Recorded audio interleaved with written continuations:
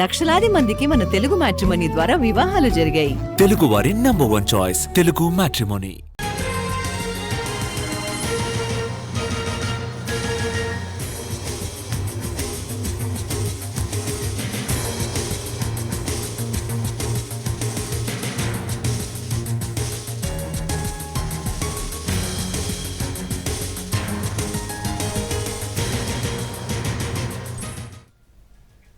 Senior IPS అధికారి PSR ఆంజనేయులపై మరో case నమోదైంది. ఏపీపీఎస్సీ గ్రూప్ 1 ప్రధాన పరీక్ష జవాబు పత్రాల మూల్యాంకనంలో అవకతవకలు, నిధుల దుర్వినియోగంపై ఫిర్యాదు రావడంతో కేసు నమోదు చేశారు పోలీసులు.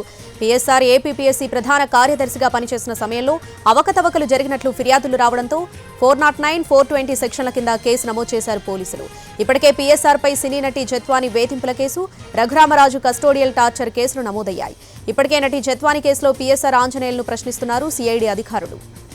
సీనియర్ ఐపీఎస్ అధికారి పిఎస్ఆర్ ఆంజనేయులపై మరో కేసు నమోదైంది. దీనికి సంబంధించి పూర్తి అప్డేట్స్ మా ప్రతినిధి శ్రీకాంత్ లైవ్ లో అందిస్తారు. శ్రీకాంత్, ఇప్పటికే ఆయన మీద సినీ నటి జత్వాని వేధింపుల కేసుకు సంబంధించి ఒక కేసు నమోదైంది. ఆ కేసులో ఆయన అరెస్ట్ అయ్యారు. ప్రస్తుతం పోలీసులు కస్టడీకి తీసుకుని విచారిస్తున్నారు. మరోవైపు రెండవ కేసు రఘురామరాజు కస్టోడియల్ టార్చర్కి సంబంధించి నమోదైన కేసు. ఆ కేసుకు సంబంధించి కూడా ఆయన మీద గుంటూరు జిల్లాలోని నగరంపాలెం పోలీసులు కేసు నమోదు చేశారు. ఇప్పుడు తాజాగా ఏపీపీఎస్సీలో అక్రమాలకు పాల్పడ్డారన్న ఆరోపణలకు సంబంధించి మరొక కేసు కూడా తాజాగా నమోదైంది. 2018లో జరిగినటువంటి గ్రూప్ 1 పరీక్షల ప్రధాన పరీక్ష ఏదైతే ఉందో దానికి సంబంధించిన మూల్యాంకనంలో అక్రమాలకు పాల్పడ్డారనే అంశానికి సంబంధించి నిధుల దుర్వినియోగం జరిగిందనే దాని మీద ఫిర్యాదు వచ్చింది. ఆ ఫిర్యాదు మీద విజయవాడ సూర్యారావుపేట పోలీసులు పిఎస్ఆర్ ఆంజనేయుల మీద కేసు నమోదు చేశారు. 409తో పాటుగా 420 సెక్షన్ల కింద కేసు కూడా నమోదు చేశారు.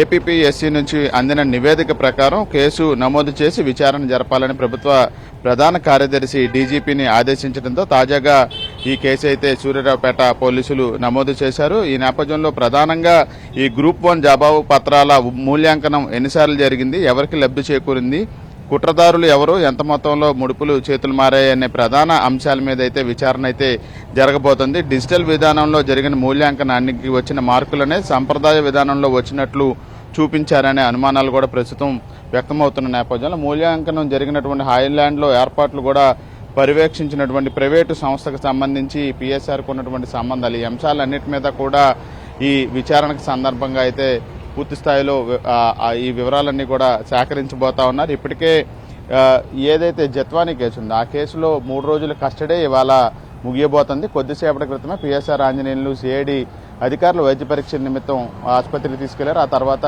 సిఐడి కార్యాలయంలో విచారించబోతున్నారు. ఇవాళతో ఆ కేసుకు సంబంధించి విచారణ అయితే పూర్తి కాబోతుంది. ఈ నేపథ్యంలోనే తాజాగా మరొక కేసు ఏపీపీఎస్సీకి సంబంధించి ఆయన కార్యదర్శిగా కూడా పనిచేసిన నేపథ్యంలో ఆయన అధికార దుర్వినియోగానికి, అదేవిధంగా అవకతవకలకి, నిధుల దుర్వినియోగానికి పాల్పడ్డారన్న ఫిర్యాదు మీద తాజా కేసు కూడా నమోదైంది. కాబట్టి మొత్తం 3 కేసులకు సంబంధించి పిఎస్ఆర్ ఆంజనేయుల మీద అయితే విచారణ కొనసాగుతున్నట్టుగా మనకు తెలుస్తోంది.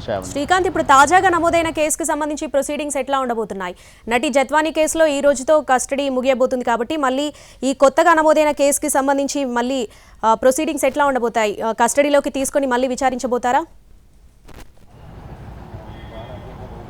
అంటే ప్రస్తుతం జత్వాని వేధింపుల కేసుకు సంబంధించి మాత్రమే పిఎస్ఆర్ ఆంజనేయుల్ని సిఐడి అధికారులు అరెస్టు చేశారు. అరెస్టు చేసిన తర్వాత ఈ కేసుకు సంబంధించి విచారణ నిమిత్తం కస్టడీకి 3 రోజులు తీసుకున్నారు కోర్టు అనుమతి ఇవ్వడంతో. ఇక ఈ 2 కేసులు ఏదైతే ఉన్నాయో రఘురామరాజు కస్టోడియల్ టార్చర్ కానీ, తాజాగా నమోదైన ఏపీపీఎస్సీ అక్రమాల కేసు కానీ, ఈ కేసుకు సంబంధించి ఇంకా పిఎస్ఆర్ ఆంజనేయుల్ని అరెస్టు చూపించలేదు.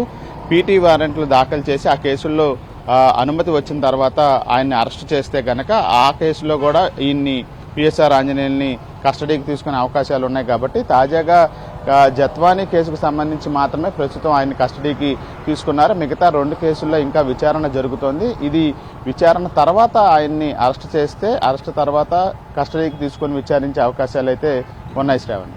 Right Srikanth, thanks for the updates.